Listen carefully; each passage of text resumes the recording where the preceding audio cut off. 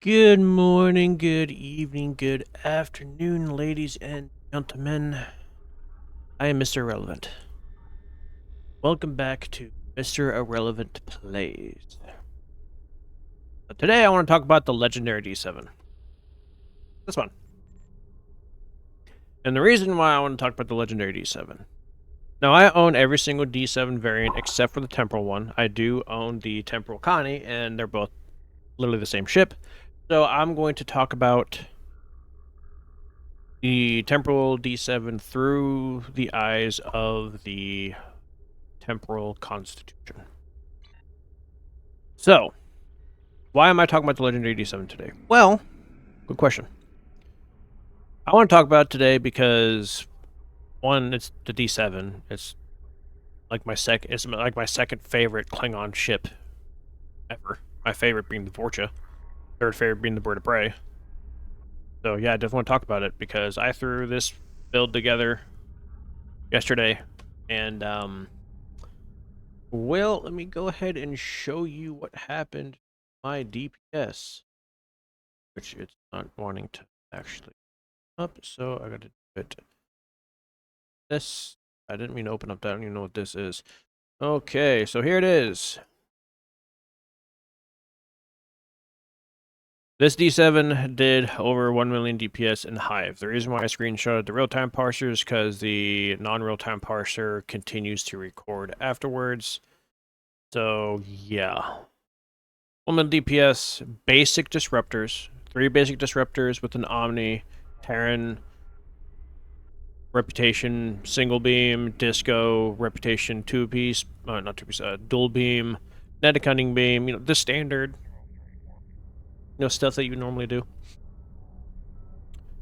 When it comes to the consoles, event, slash Phoenix, event slash Phoenix, or Muds Market. This is from a tier 3 or tier 4 Warbird that's Romulans. You have to spend like 30k or 60k Dell to get it. Or if you own the legendary Valdor, get it from that way. This is Lockbox or Muds. This is Lockbox. Unfortunately, these two consoles are... A lot of my builds will have these two consoles in it because they're just that good. This is Event. This is Zen. This is Zen. This is a Lockbox. Unfortunately, it comes from the third Excelsior, the name which is currently slipping my mind at the current moment in time, which I've been using in a lot of my builds lately. And this is also Lockbox. This comes from the Deimos. And also Muds Market, because there is a Muds Market bundle that does have it. And yes, there are consoles that can replace each one of these four with that is Zen or Event and still be fine. My other character that I made a video about with my little experiment. There you go. So, why do I really want to talk about the D7? Well, really, the D7 is part of it because I want to cover the legendary D7 because I just love the D7. I mean, look at this beautiful, beautiful ship. Like, look at how good it looks. The amount of detail on this thing is so... Like, I love it. Like, I love every... So far, I have yet to be disappointed with any of the legendary Klingon ships, and I'm looking forward to seeing more. There are a few more that I would like to see. Like last year, as some of you know, that I did make a video what legendary ships I'd like to see, some of which got actually made. Okay, so today's video I'm going to discuss about the legendary D7, my build on the legendary D7, how it works, my spam bar, my non-spam bar, and why I have things where they are. I mean, I'm sure you've seen some previous videos. It's all relatively the same when it comes to this part. Spam bar is, of course, right here. Set up in a very specific order that I like. It's not always the same. Sometimes I have this up here. Sometimes I have this over here. Sometimes I have this down like over here. It just really it just varies. Like I'm playing with abilities and orders, and so far I've been enjoying this little D7. So this D7 over the Temporal D7. Which one would I say is better? Well, this one. Primarily because it's Intel Miracle Worker, so you get a little bit more freedom with your abilities. But let's go ahead and look at the Temporal Constitution that I do own, because I don't own the Temporal Connie, but both of them are the same ships, have the same, loadout. Go ahead and pull that up.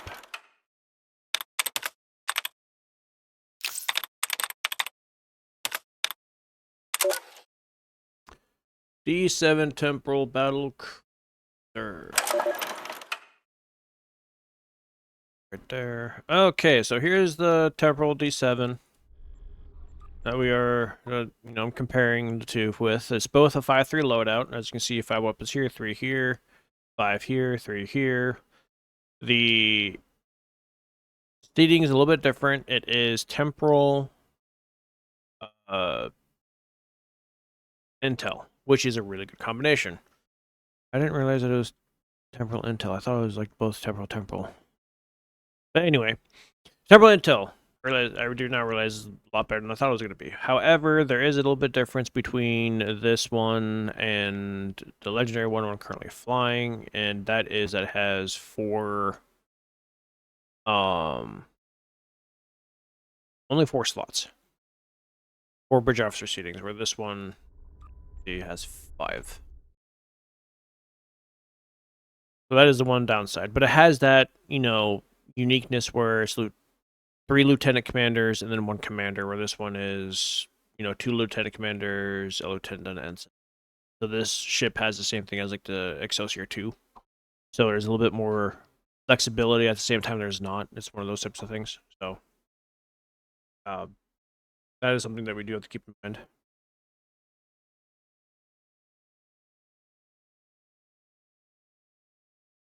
Okay. So console layout are they're the same. 4, 4, 4, 4, 3, 3. They're the same. So when it comes to this ship versus that ship, literally the only difference is this is Intel primary, Miracle Worker secondary, and this is Temporal primary, Intel secondary.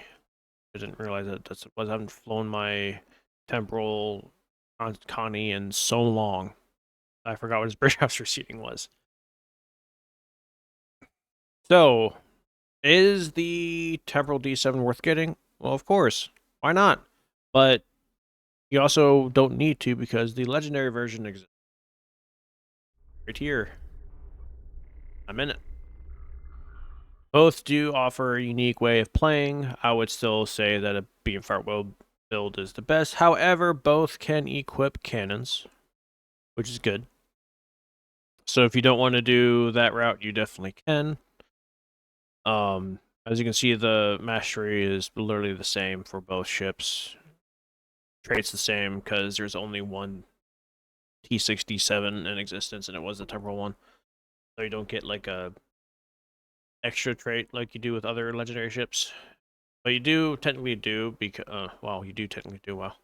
You do get the legendary trait, which I've actually never looked at it. What does this do? When activating a Hull Heal or Intel Bridge Officer ability, apply Revenge to self for 3 seconds, or increase stack by 1, max 5 stacks. Our Revenge is active. Reflect 10 to 50% of incoming energy weapon damage pre-resistance. As disruptor damage scales with stacks of Revenge, all stacks removed when duration.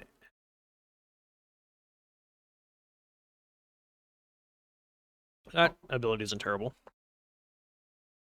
I mean, I wouldn't say it's not like a ability that I would say you gotta have, but you could definitely do some stuff with it. I might actually do that on my experimental character. Actually, might be fun. So let's go over the mastery. Both ships have the same mastery. So at mastery 1, physical and kinetic resistance plus 25. Mastery 2, 25% critical severity, which we all know that critical severity and critical chance is awesome. Number 3 is energy damage resistance rating, along with radiation damage resistance rating. And then number 4 is 10% hull resistance. And then the trait itself, it's not a terrible trait. So the way that trait works is hull healing, bridge officer abilities will grant you regen and minus weapon power cost. So you get, it's a good trait to have as like a brawler build, tank build. I used to do nothing but brawler builds back in the day, and I was really, really good at it. Being able to do punishment along with receiving punishment. So both ships are pretty identical, minus the temporal and miracle worker. I wish they made this a miracle worker. That would have been kind of. You guys already know that I love the miracle worker intel combo, which it technically does have it, but I mean, miracle worker primary. So this ship, I did a Hive Elite run last night, just randomly, just to see why not, because it's the D7. Come on, like it's one of the most classic ships in the game. So yeah, I definitely wanted to run it, and I plan on doing something like the same thing with the Vorcha, which is my favorite Klingon ship. And stay tuned, I'm make a video on that one as well. So how does this ship like fly? Which also, by the way, I didn't have these engines or these shields. I was actually using the Revolutionary 2-piece, which is in my inventory currently. Am I blind? I think I'm blind, y'all. Well, there's the engines. So the engines actually work very well whenever you have more aux power. You actually gain speed, and then a 2-piece just gives you more turn rate, damage resistance rating, and foes in forward arc. Exotic damage critical, but severity. But I mean, I don't really. But it does have starship weapon amplification, which I think that also would have played a huge effect as to why the ship did so well. A lot of people don't think about that set when it comes to energy weapon builds, even though that it does actually do a lot. And with everyone, not everyone, a lot of people using Fleet Power Network and putting all their power to aux, it's a really good engine to have. I didn't realize I was running that 2-piece till after the fact. Like, I sent the entire build to, a buddy of mine. He's like, teach me your ways this weekend, even though he is a 1 mil DPSer. But I did it with Disruptor, and not very many people do that now. Pretty much nowadays, it's either Rainbow build or Phaser, from what I've noticed, with the occasional, outlier. But, I wanted to do Disruptor as one of the OGs. So, yeah. Alright, now back to how this ship works and operates. This ship is extremely maneuverable. It's on par with a warship on maneuverability. It's insane. Its visuals, it can be kit bashed with other D7 variants. Even the Romulan one with the bird on the bottom, you can use that variant as well, which on occasion I do. As for what I have set up on the ship, well, I mean, you see the consoles, it's the same thing that I'd normally run on everything, just because I found a good combination. So yeah, I want to keep doing it. For my traits, the standard, which I need to replace you, actually. Why do I even have you equipped? What am I going to replace you with is the question. Oh, I know.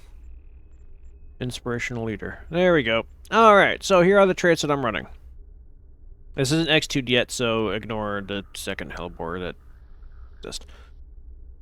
Inspirational leader for, a 10% chance of activating bridge rusher ability for starship skills. Helps with cooldowns. A good day to die, of course, standard with any tactical captain. Like, that's the most important trait to have as a tactical captain. I've been over this, like, so many times. Depth of offense, pretty standard for me. Uncon, also standard for me. I started using Symbiotic Ice only fairly recently. Granted, you guys have seen it in practically all my recent videos, but it's nice. Bone Wheeler effect, also standard with practically every build, like Uncon and Bone Wheeler effect, standard with every build. 1 second, guys. Pause recording real quick. You won't notice. So the next trait is Terran targeting systems. That's also pretty standard with most builds, just because it increased critical severity. Like, it's pretty good. Along with, Intelligent Agent Attaché. I love that trait because, well, I mean, look at it. Your captain abilities have recharge on critical strikes, and if you crit a lot, and this thing is proccing a lot, Fragmented AI tech. I run this on practically every build because, I mean, there's a lot of things boosting your control. Deflector, some consoles that you might be running. And it's just a good trait to have because it's a straight damage bonus. Up to 300%. I mean, sorry, up to 30%. 300%. My goodness, could you imagine? Duelist Fervor for increased bonus all damage and accuracy, which stacks up to 3 times, so it's 15%, and then 15 accuracy. And then the last one is Fireball Escape. This has become pretty standard for all my builds as well, and it should become standard for practically everyone because it literally makes you immune to corporal breaches, and it gives you critical severity, and it gives you flight speed and turn rate buff. Now for science, I probably still would run it because of that extra critical severity buff, but most science builds you're further away than you would other builds. But tank, energy weapon, and science, I would run this trait every time. For starship traits, I'm running Cultured Conquest, which comes off of the World Razor. It's straight damage increase for weapons, and also it is a debuff for kind of like, from my understanding, works similar to like a sub nuke, but it only like removes one instead of like, you know, everything. Or a select few, like the Intel sub nuke. I am running Mercy Power Weapon Cycle for decreased weapon power cost, along with 20% Fire Cycle Haste. Y'all know I love my Fire Cycle Haste. When it comes to the next trait, it is Hellbore Light. As y'all know, I like running Hellbore Light. You literally have to spec into this in order for it to actually work. Well, not really work. It's always going to work. It's just, if you want it to really excel, you need to, like, spec into it. In my case, I am specking into Fire Cycle Haste, because the more my weapons shoot, the more this thing will go off. So yeah. So again, this is Lockbox for R&D promo. This is Zen. This is Zen. This comes from the legendary oh gosh, the legendary Nebula, which I absolutely love. I turned that into a beamboat, and I named it the Battle Bus. This trait is one of the strongest traits in the game. And then every single time you're activating a universal console, this thing is going off. It stacks up to 10 times. You get 10% critical chance for your damage along with your healing. You'll get 40% critical severity along with your damage and your healing. You'll gain 20 max power. You'll gain all the precipitation's practically useless because, I mean, well, how often are you actually fighting, you know, cloaked enemies? Unless you're PvPing. Even then, not really. So this is a legendary trait. Ship of the Line is also a legendary trait. Every time you activate Immersive Power abilities, you are granted critical severity. This only stacks up to 4, if I remember correctly. I did test it, and so you get a total of plus 20, and then stacks up to 4 times, so 10 for each one. There you go. I could be wrong. It might be 5. I'm not sure. It was hard for me to really read it because my critical severity kept fluctuating, despite the fact I was only activating my Mercy powers when I was looking at it. I would have to like remove everything in order to see. But yep, Ship of the Line. This is also a legendary trait, and it comes off of the legendary Battlecruiser. Made a video on that recently with comparing that to the Inquiry. Both those they're pretty much the same. This is a great trait. Is it going to make or break your build? No. Is it going to like change everything about your build? I mean, it might, depending on what you're running. This is a fantastic trait, and I love it. And then the final trait is Temporal Tunneling. Whenever I activate Weapon Haste from Exotic or Temporal Bridge Officer abilities, which I am running a few. The abilities I'm currently running that procs this is going to be Destabilize Warp Core, Overwhelm Power Regulators, Best Serve Cold, and Tractor Beam. So I got 4 abilities that can make this trait proc. When it comes to my uncon, for those that don't know, there's certain abilities that will proc uncon. I am running a few abilities for this one as well. One of them being Deploy Gravity. Another one is Viral Impulse Burst, Ionic Turbulence, and Tractor Beam. Oh, I also forgot this ability, Eject Warp Plasma. This procs both. So Eject Warp Plasma and Tractor Beam procs both Temporal Tunneling and Uncon. There are a few abilities like that. Those two are one of them. Gravity is another one that procs both. So if you're running Uncon and Temporal Tunneling, you have quite a few selections to choose from to get both of them to proc at the same time. So I don't have... This thing is an X2'd. You'll notice that most of my ships are either just X1 or not upgraded at all. I only have a very select few ships that are actually X2'd because I just cannot afford it. As y'all know, I'm poor. So, when it comes to space reputation, you know, it's pretty standard for me. Most people wouldn't be using this one, but I'll get into it here in a second. For the most part, everyone is running the critical severity, the bonus all weapon damage, critical chance, more critical chance. And then I like to run chronocapacitor rate because of the cooldown reduction for bridge officer abilities. It's always active. It's fantastic. I love this personal reputation trait, space trait. It's amazing. You don't have to run it if you don't want to. Other people sit there and say, oh, that Mr. Relevant guy, yeah, no, he's an idiot for running that. Well, if I'm an idiot for running it, then why am I still getting over 1 million DPS? Like that. Explain that to me. I love my cooldowns. My cooldowns help with activating my traits, helps activating my abilities. I'm proccing Uncon more, I'm proccing Temporal Tunneling more, and also proccing Helper more. Because my abilities are going off more. So if my Uncon is proccing, then that means I get to activate my Universal Consoles more. And if my Universal Consoles are activating more, then this trait, Particle Fluctuation Analysis, is activating more. So, like, everything that I have on my ship is literally connected with one another. Uncon is connected with my Universal Consoles, which is connected to my control abilities, like this one. So, if this activates, these have a less cooldown, which means I can activate them more. Along with even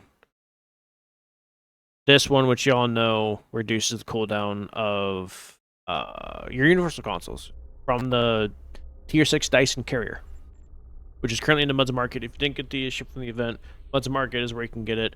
Definitely wait for a Supercell to get it.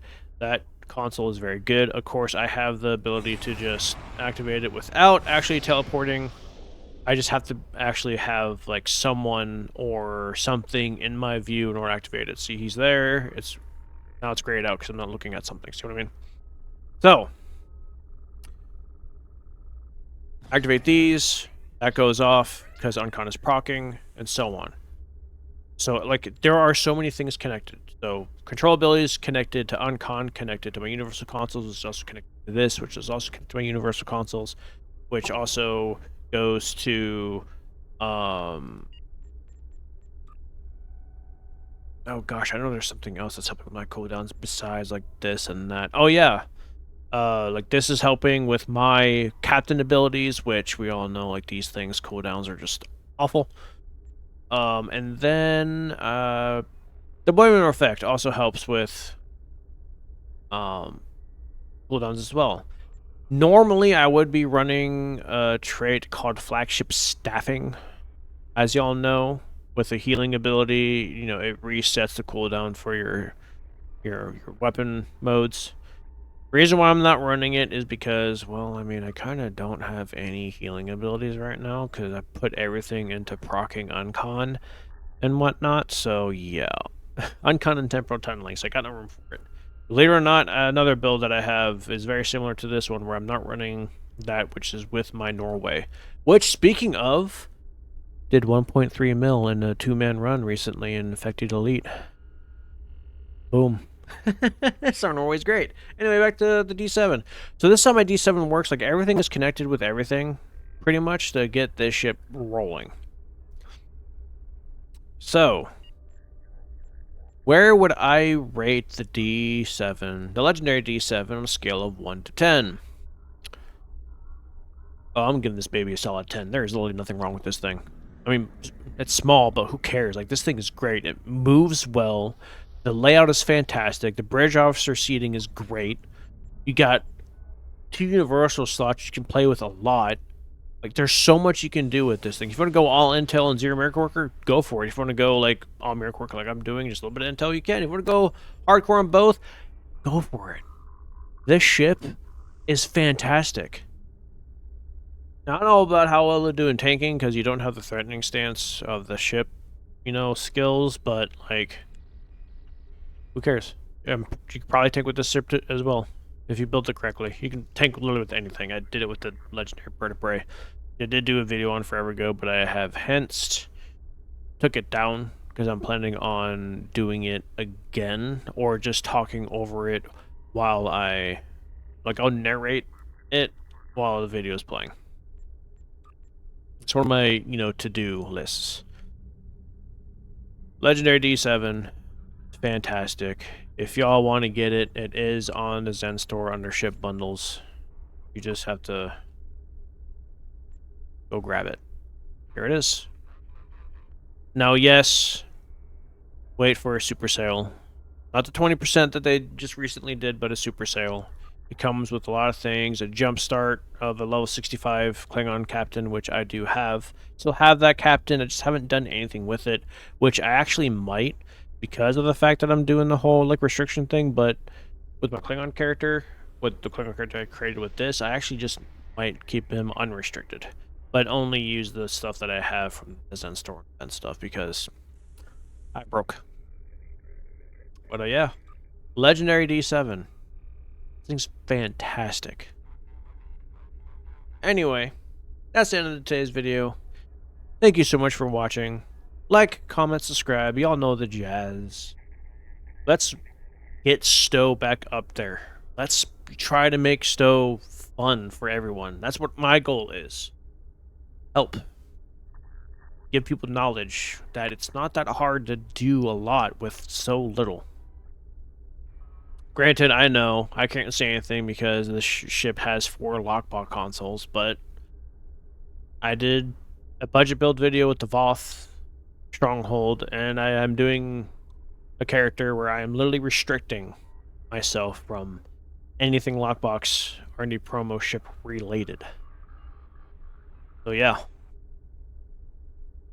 God bless.